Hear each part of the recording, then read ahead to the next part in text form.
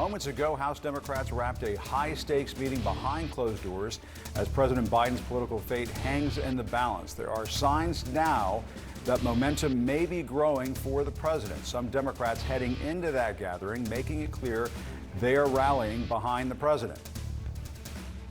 Joe Biden all the way. He is our best hope to not make sure Donald Trump do not get into the White House. Joe Biden is the nominee.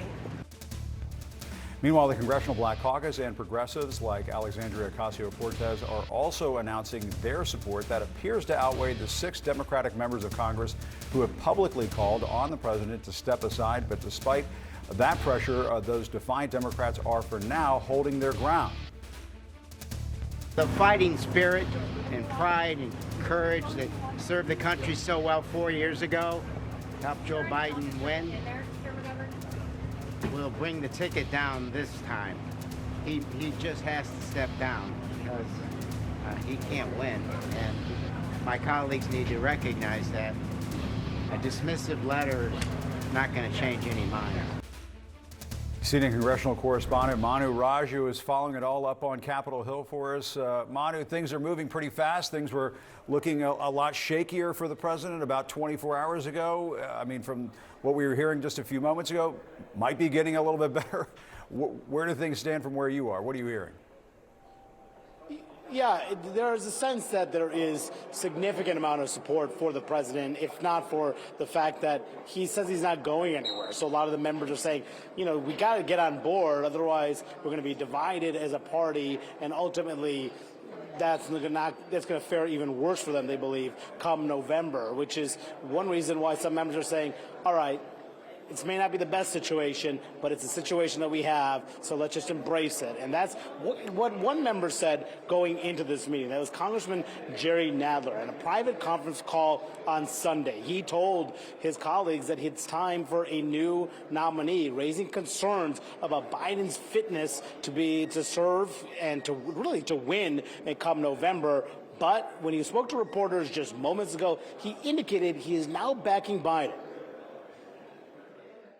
Is your support for the president a pragmatic consideration, given that the president has said he will remain in?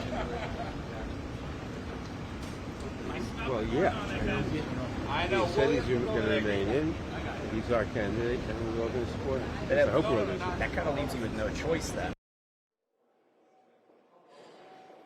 So members are just spilling out, Jim, leaving this closed-door meeting. We'll try to get a sense about whether there was any dissent. Now, we were also told that the Democratic leadership was in listening mode. They were not coming out to try to prescribe their views on what the caucus should do, really allowing members to air out their private concerns that we have not heard. They have not heard from each other because Congress was on recess this past week on 4th of July recess. This is the first time they've had a chance to meet behind closed doors in the aftermath of Biden's debate debacle and to discuss about any thought about pushing him out of the top of the ticket. So we'll get a sense from the Democratic leadership. The two of Hakeem Jeffries' deputies will be having a press conference later today. They have been mum so far about whether they support a change to the top of the ticket. Hakeem Jeffries told me, though, yesterday he still supports Joe Biden. And another big question, though, Jim, the Senate. Senate Majority Leader Chuck Schumer is meeting with his caucus behind closed doors this afternoon. We'll see what emerges from that. Jim. Yeah, and Schumer indicated he's backing the president as well right now. So Manu Raju will check back in with you. Let us know if anything breaks on your end. It's a lot of fast-moving developments up on Capitol Hill. And today, questions about the president's health continue to swirl. Visitor logs show a Parkinson's specialist visited the White House 8 times over the past year. Overnight, the White House and President Biden's doctor took the unusual step of providing some additional details, releasing a letter stating that the president has not seen a neurologist outside of his annual physical. Joining us now to talk about that and the meeting that just wrapped up a few moments ago is Democratic Congressman Troy Carter of Louisiana. He's also second vice chair of the Congressional Black Caucus. Congressman, good morning. Thanks for being with us. We appreciate it. How did that meeting go? I think things are going well. I mean, it is what it is. The president and our team are convinced that the president should, in fact, be the nominee. And the discussion points are very clear. We had a great call with the president.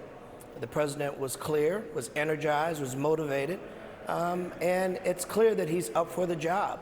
You know, it's one thing to recognize and admit that the president had a bad debate. His performance was bad. He was off. But one event does not determine the overall show. We know this, that the work of this president and the evidence of it is very clear. In the Baptist Church, we have a saying that says, "Let the work that I've done speak for me."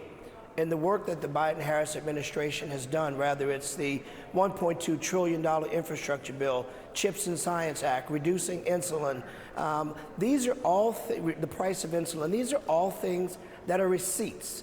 These are actions done, promises made, promises kept. And I think that the American people are starting to realize that we should not fall for the okey-doke of suggesting that we have a switch of candidates midstream. I want to be abundantly clear. As I've gone through my district and others, the people of Louisiana that I've spoken with, particularly in the African American community, stands firmly with President Joe Biden and Vice President Kamala Harris.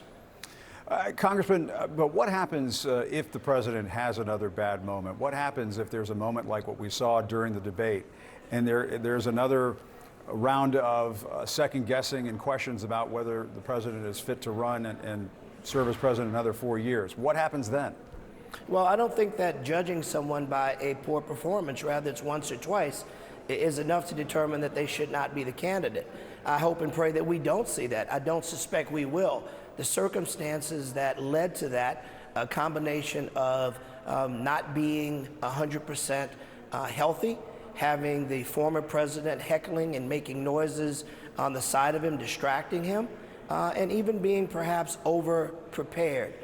These are all things that we will better prepare for, and I suspect that you will not see a performance of what you did a Thursday or so ago. You will see the Joe Biden that you saw the next day and that you've seen every single day since that debate, an energized, coherent, well-planned, and understanding the policies that he has worked so hard to make reality, to be able to articulate them off the top. I think that's what you continue to see. If you recall, the very day he had color back in his skin, he was energetic, he was able to speak, and he admitted that he had a bad day and a bad performance. No one's running from that. This president is ready, and we stand with him.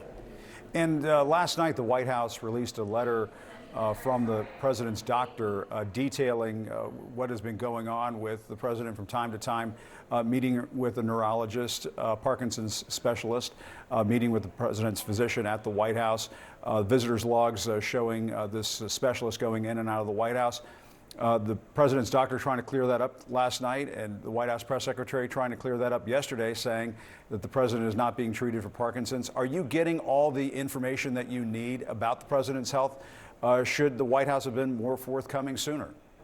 No, I'm very comfortable. I wish the White House had indicated to the American people prior to the debate that the president was not feeling well, that he was had a cold and had some degree of jet lag from previous travels. That would have set expectations and not have people as concerned. But as far as his overall health, I'm very comfortable with what we've seen and what we've heard, that this president is more than capable of doing the job that he has done for the last 3 years and will do it in the second term just as well, if not better. And is there any thought in your mind that perhaps the Democratic Party should try to perhaps put forward Vice President Kamala Harris or another Democrat, or you've just completely ruled that out?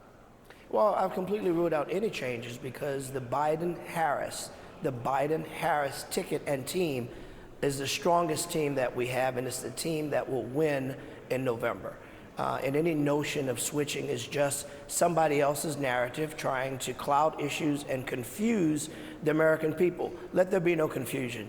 We're 100% behind President Joe Biden and Vice President Kamala Harris to continue the work that they've done to making our country stronger, better, our economy better, and our relationships abroad better. This is what we've seen. This is the actions that have been taken and the receipts, as I refer to them. Promises made, promises kept. All right, Congressman Troy Carter, thank you very much for your time this morning. Appreciate it.